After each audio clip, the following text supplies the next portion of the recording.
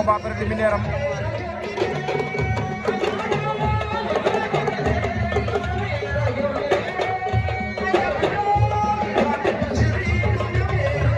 ndeysaan xool ko daanaan la waaw dalay daan de c'est petit ordi dalay daan na la ordi bu Diokhor baa nga naa petit ordi daan na adversaire am waaw combat sok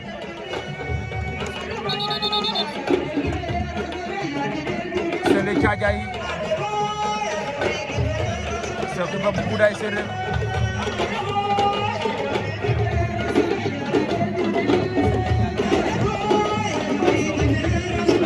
Goudaye Séeréer baa nga naa Cheikh Ibra waaw moom petit kër bu Thiadiaye la waaw ñaari ndaananu bëri kat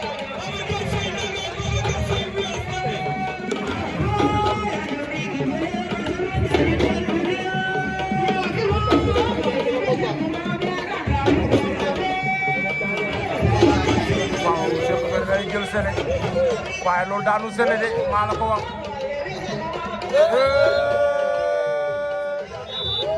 Sélé daan na Cheikh Ibra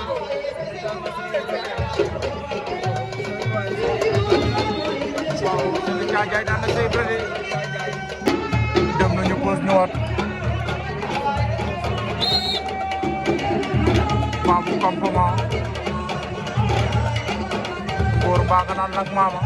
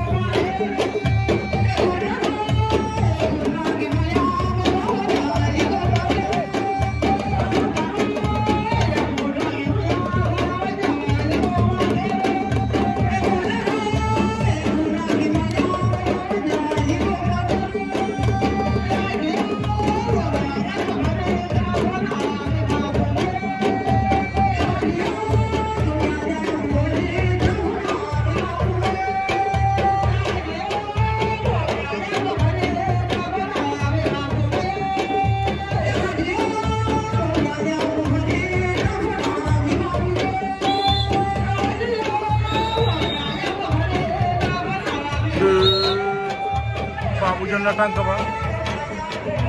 Ngor koy nooju sa suuf nee naa la ñaar ñooy bërekat lañ dañuy bëre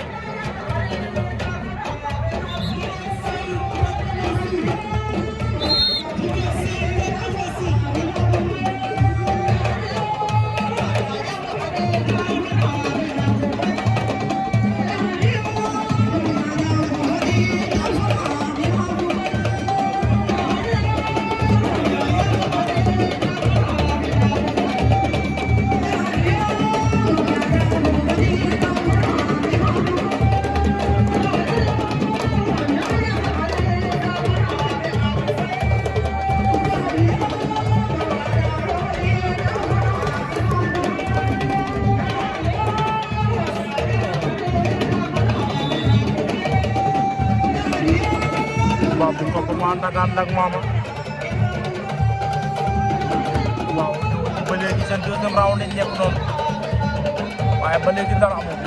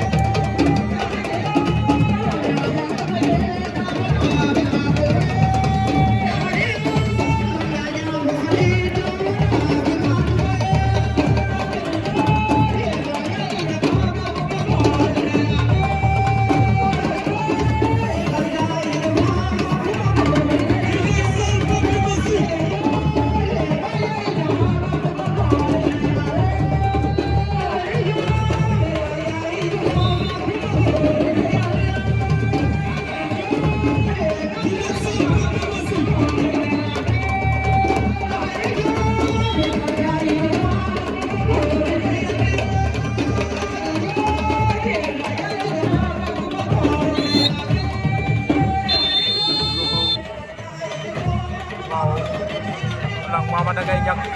Babou day jàll parce que la moo daa amoon avertissement waaw victoire Babou Kampama Bébé Diène Étoile de Mer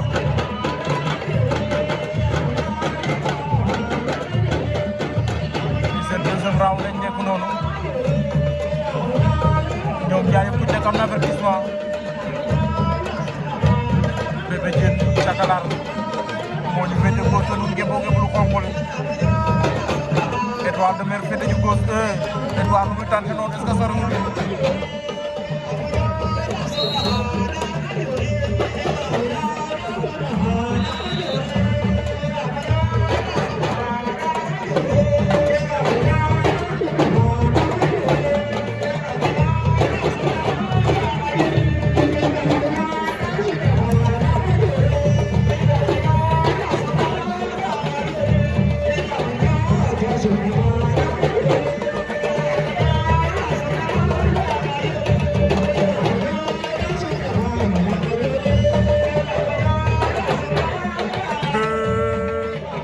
waaw jeex na arbitre waaw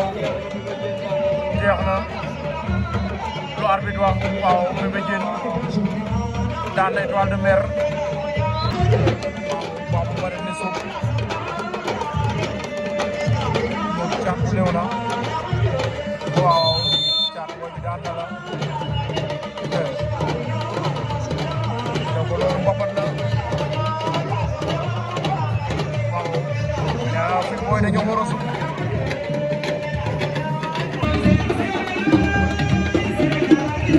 waaw Diassy Peulh la base de Morola moo koy pour Bouga Ndiaye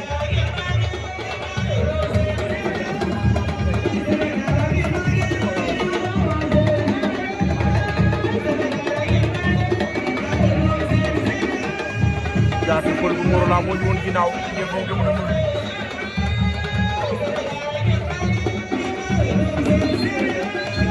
Boy Pout Bafo Sarr la base de Gandiaye moo gëm lu vert noonu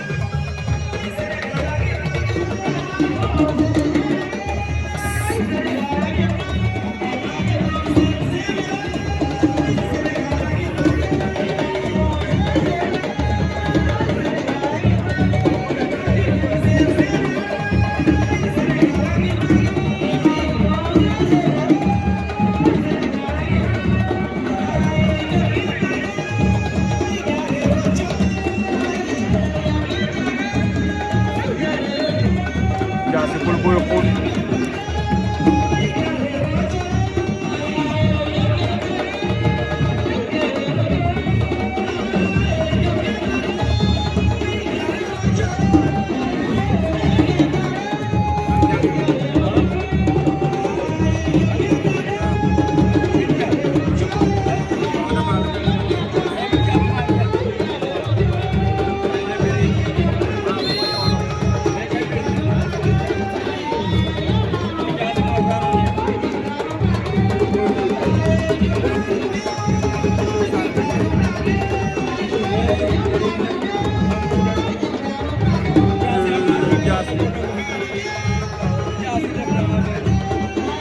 Bakay daan wala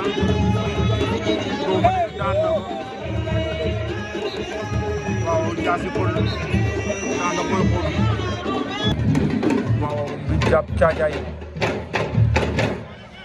moom jamono bu Kaolack ngay bëre noonu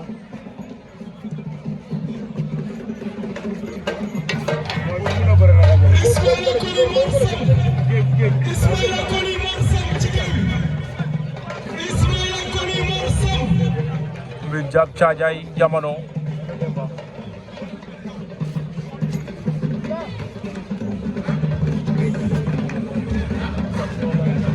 Micro Central kay Ibrahima Diallo Khadim Sarr bi jàpp war na ko ndobo talay daan waaw bi jàpp caajaay daan na jamono bu Kaolack ko de bi jàpp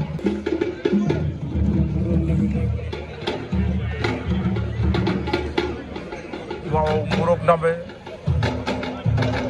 la face de Mbour Géej moo Géej bu Ngoloj ñooy bëre noonu Ndambe daanaan nga waaye xale boobu ngay bëre dafa ës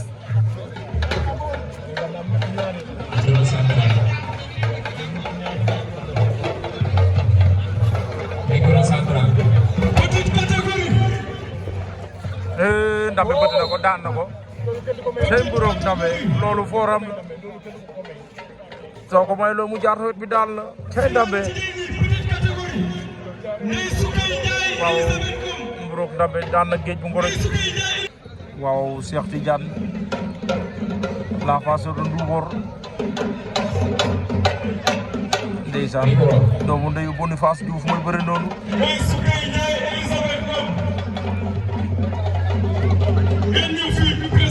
koni Cheikh Tidiane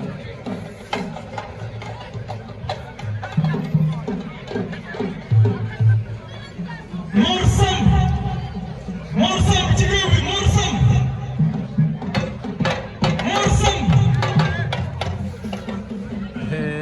doole doxul jàmm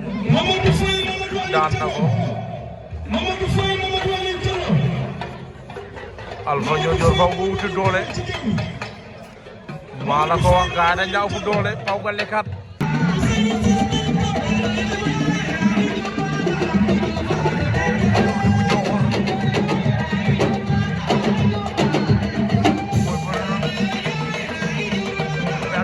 waaw moom kay boot dalay daan na cey ordi waaw jeex na dafa jeex na Babou Kampama Maam Koor daan na ko donc ji Maam Koor daan na Babou Kampama Ndakande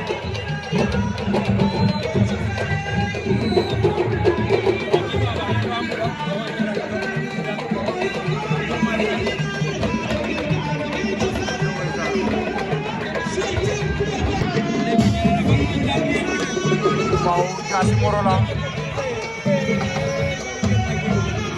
Ket ko Boyar Jaasi Boy moom daanaan la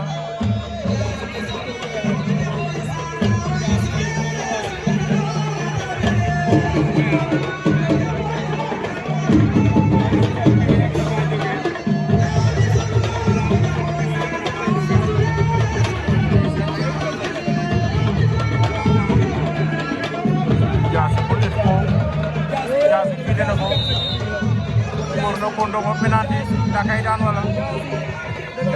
daan na ko Jaasi Bul Morola waaw daan na ko Boyar ay Jaasi waaw combat sok Mbir Diab Thiadiaye Mburok Ndambe ñaari bërekat Ndambe da ka sakatal léegi daw daq ko génne ko saaku yi waaye Mbir Diab jël avertissement ndax arbitre ne Ndambe loolu bokku ci bëre woowaat na leen noonu ñu taxaw Mbir Diab Mburok Ndambe Ndambe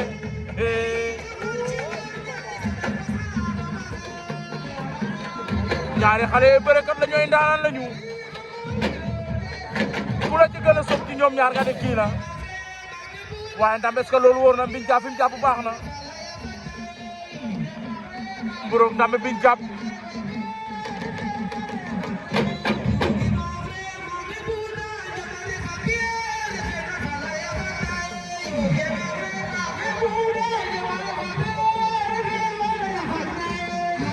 kodi Ndambe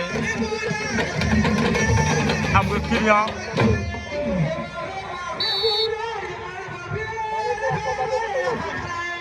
ndax nee na Mbir Diab bi waxul kenn yaak yàlla en tant que daana ko boo doog ci koom jàppal ne amagoo ndam ci kawam de Mburok Ndambe Mbir Diab Ndambe mu ngi koy nooju wër na ko ndobo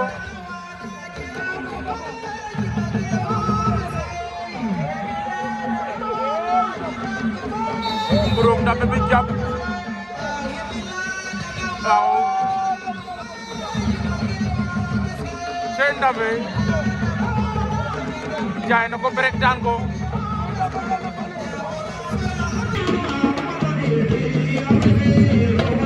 waaw ku baaso Pape Mbadane Sow Kor Marie Ngalla mu ne du Pape Ngalla Soso san der bi Sow Njowar combat bi du neex ñaar ñi ay daanaka ñoo bokk génération maa la ko wax seen combat mu da neex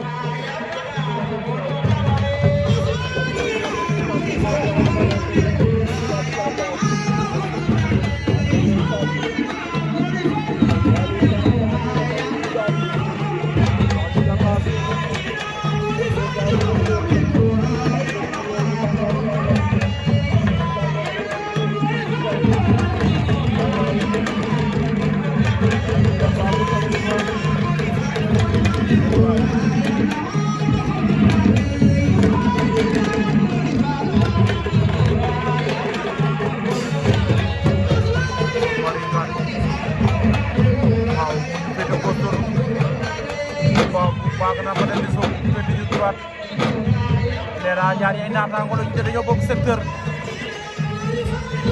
seen combat du neex ndax ñoom ñaar ay borom jom lañu maa la ko wax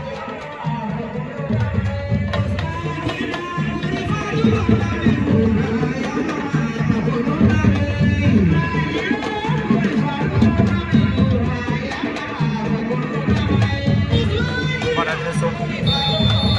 waaw dem na mi-temps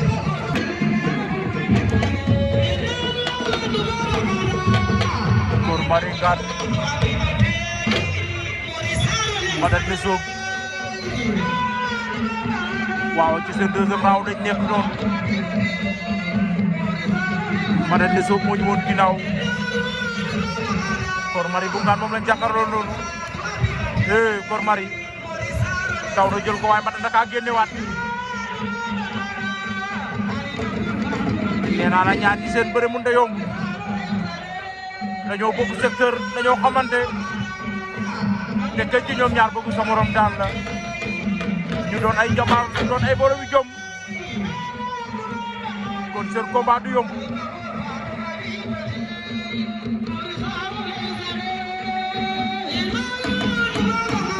waaw Mbadane la pasar bi Sow waaw moo Kor Marie bu Ngalla le poulet de Pape Ngalla Sow soxla Mori Saro leg sadere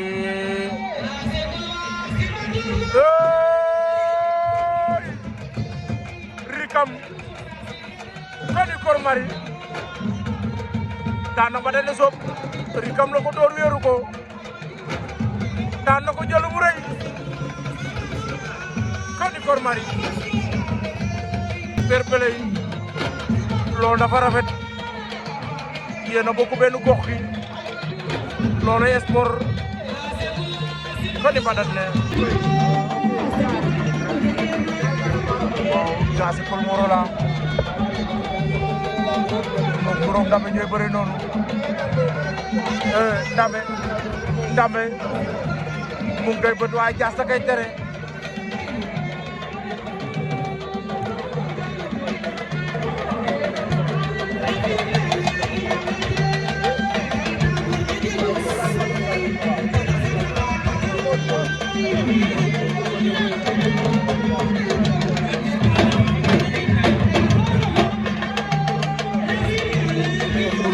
Jaasi Paul Jaas sañ na tànk ba wër na ko dama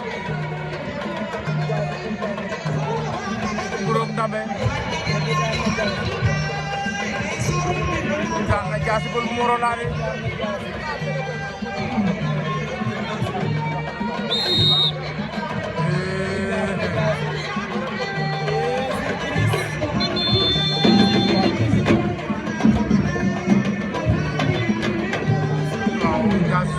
ngay wét arbitre Mamou Zidane waaw la face de Niodior Modou Kara Mamou wetu na ko tak na Modou Kara bu jaxaw de Modou Mamou Zidane Mamou ngi jekal Mamou lay jekal Mamou mo dugal boot na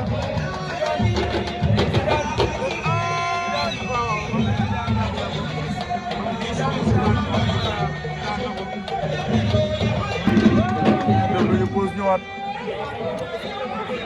c'est le Thiadiaye côté ordi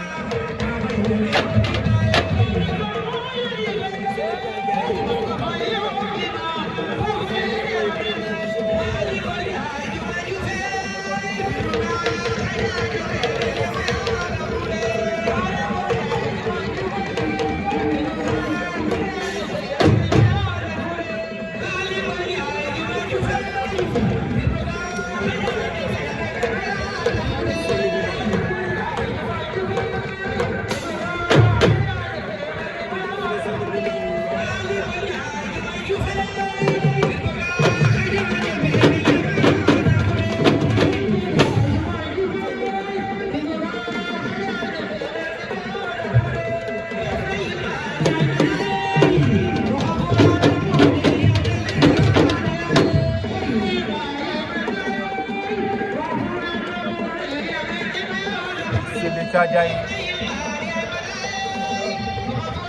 côté ordi arbitre leen atewaat c'est l'avertissement arbitre c'est la jox avertissement de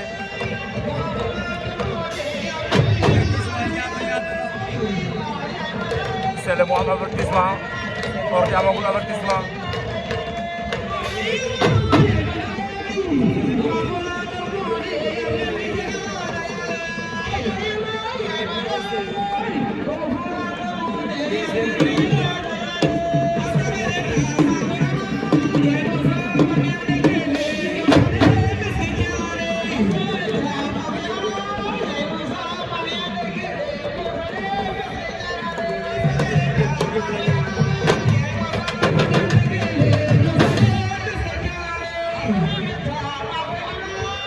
c'est l'ordi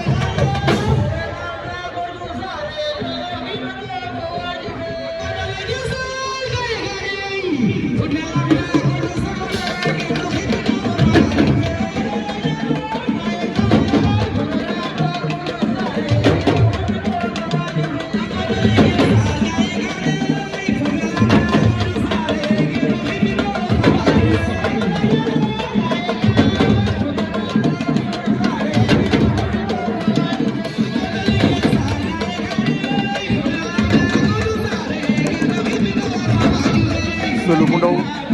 moo dugg si noonu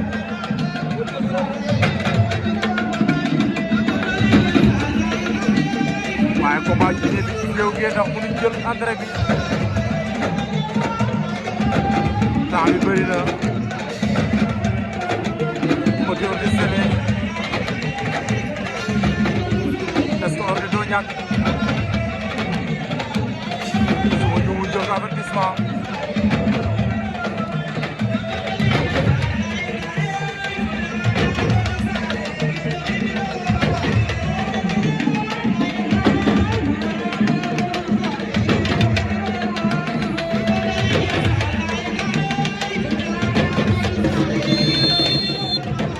ba jeex na waaw Sélé lañ disqualifié mu amoon avertissement donc Sélé amoon avertissement dama juumoon ndeysaan looloy lamb yéen a far ay mbër ngeen loolu rafet na ndeysaan waaw premier demi-finale Mamou Zidane bu Roog Ndambe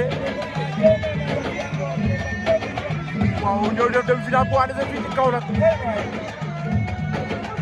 Ndambe Mamou Zidane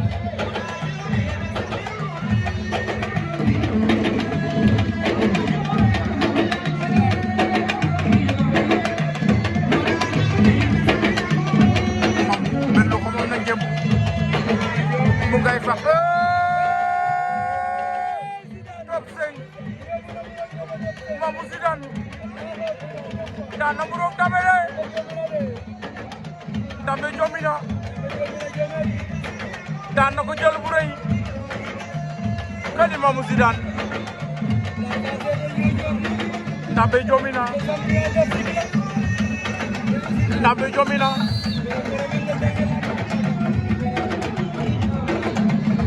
léegi ba may dafa bëri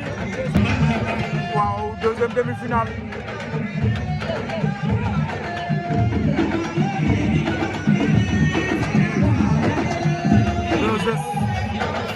la passion de yow waaw doomu Jolof bi moo nekk noonu mooy bëre Ordi bu Diokhor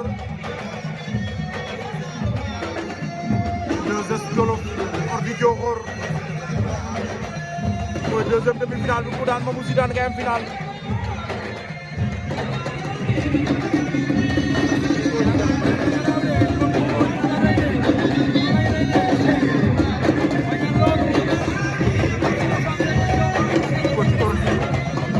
deuxième bi bëre dafa mën a bëre maa ngi gis mu bëre combat yu neex te wetam boobu daa mel ne ne mooy tur mu mboot na loolu sa for na waaye moytul ma 2S bi dalay mboot maa la ko wax bi cuune mbër la te yow tey daana laa gis mu fi daan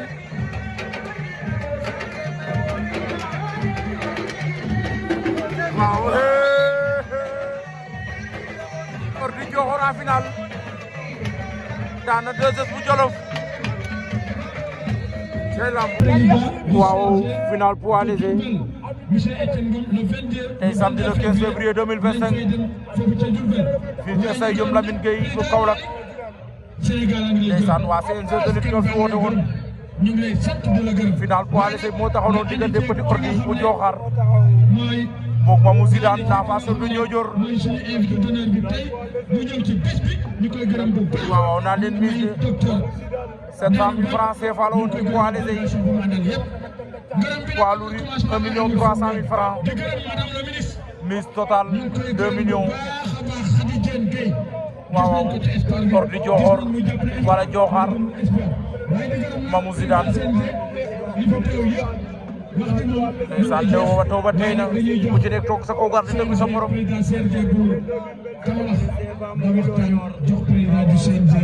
du Sénégal monsieur Malick Diop